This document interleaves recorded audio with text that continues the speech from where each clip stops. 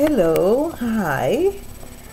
My name is Miriam O'Hara, and then I am doing a series of meditations, and then to live here so people can listen and be blessed by it and encouraged. And if you need some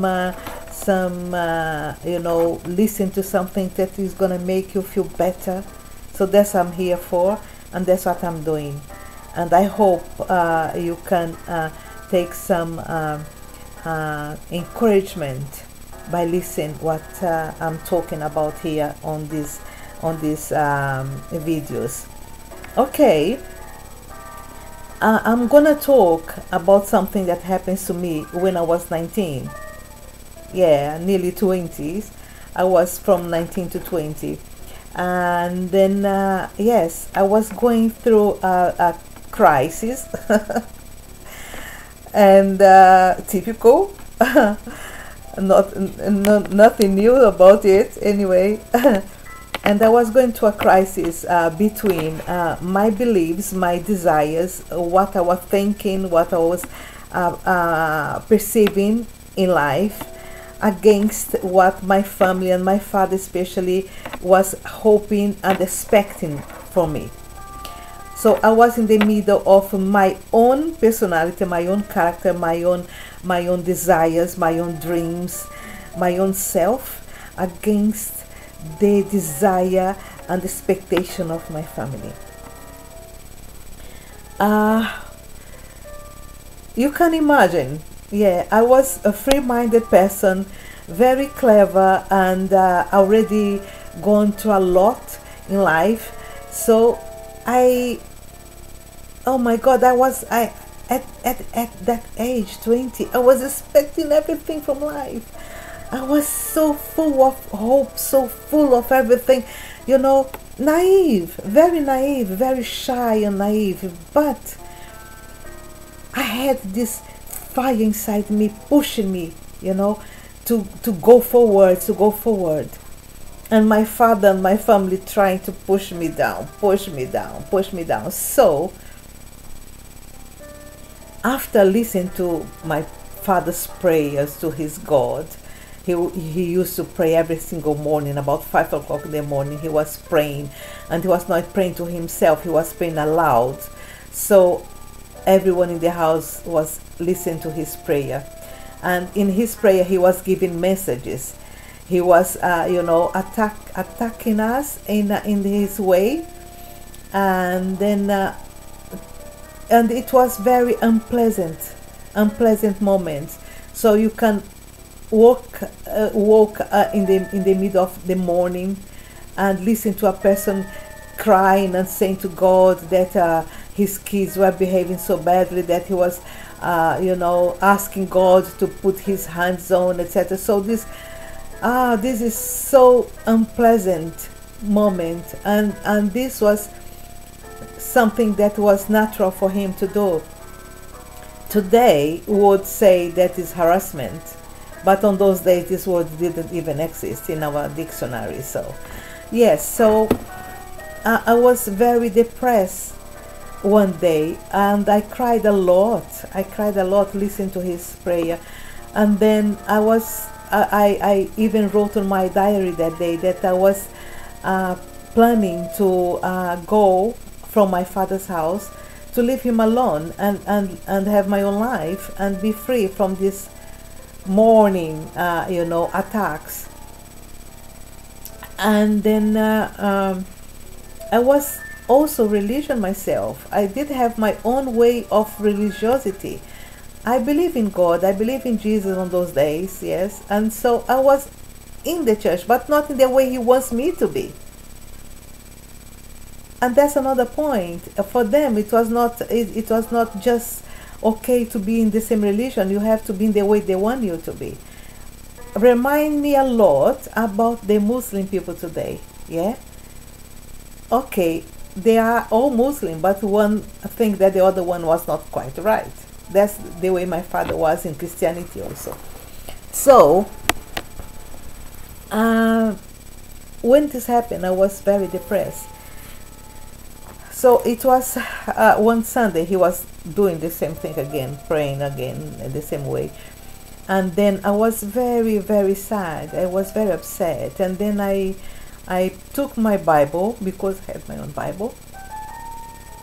I took my Bible and I opened it, like, thinking, I'm gonna go. What should I do with this situation? Should I go? Should I don't go? Should I go? Should I don't go? So I decided, okay, let's see what the Bible is gonna say to me. And then I opened the Bible, put my hand open, and then I put my fingers on. And what happened is, when I put my fingers on this place, it was someone talking about Abraham, but in the New Testament, talking about Abraham and what God said to Abraham when in the beginning of Abraham's life.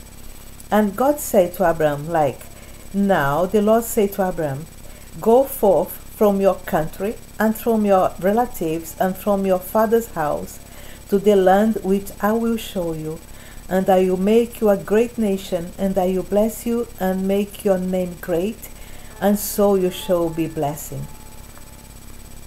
So that was there in front of me, and I said, oh my God, so I want to leave my father's house, and this is saying to me, I will do it. And I decided, yes, I'm gonna do it. I'm gonna do it.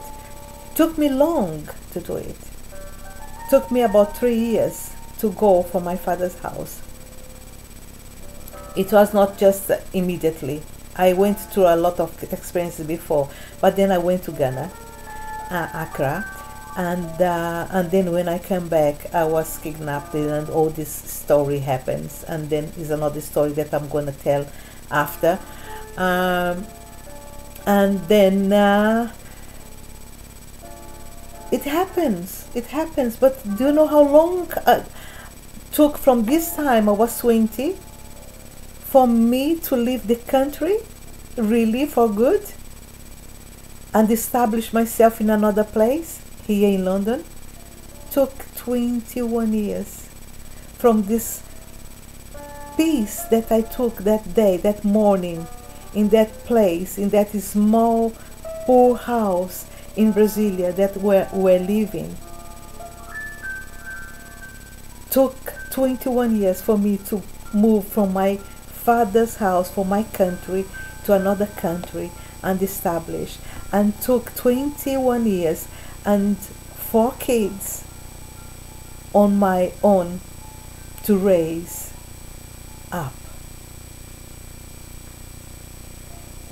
So sometimes you have dreams and you make decisions that takes long for you to achieve.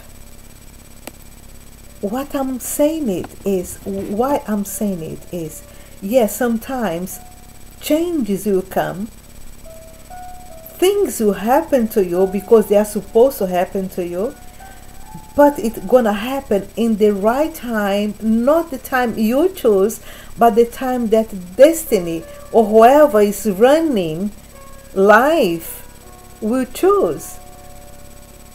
We make decisions, you work forward to achieve what we want, but the right time to do it is not up to us. I don't know why and how it happens, but apparently there is some plan. I don't know how, but apparently there is some plan, some timetable to things to happen. Sometimes you try to force the door to open. Sometimes you try to make these things happen, but it's not the right time for it to happen. So you can work out towards your aims, towards your goals, but to achieve this goal is not just up to you or to your desires. It's up to a complex of desires. It's like a machine that every piece on the machine has something to do, and for the machine to work, everything has to be in place.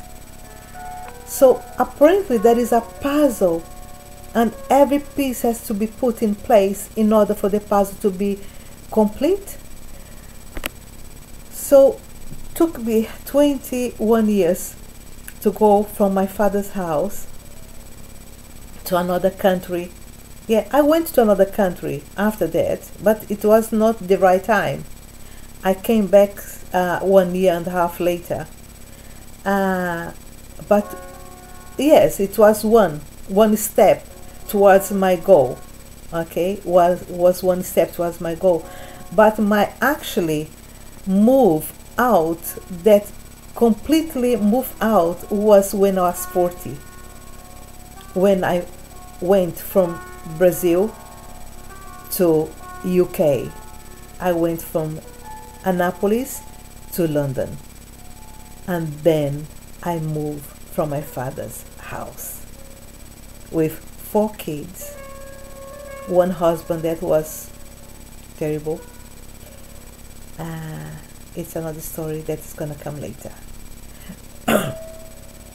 The main point here is there is a time for everything. Even when you know that something is gonna happen to you, there is a time for this to happen. Okay? So the message here is be calm, work towards your goals, and wait for the right time. And despair never leads you to nowhere.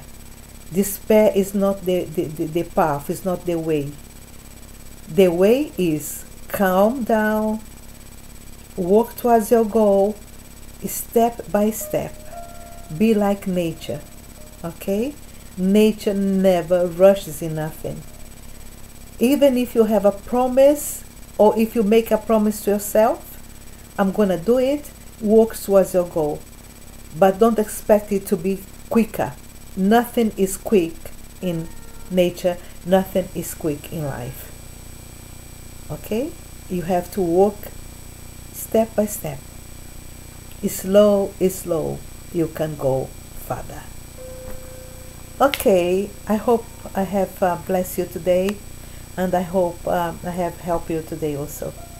Okay, be safe and be happy. Bye.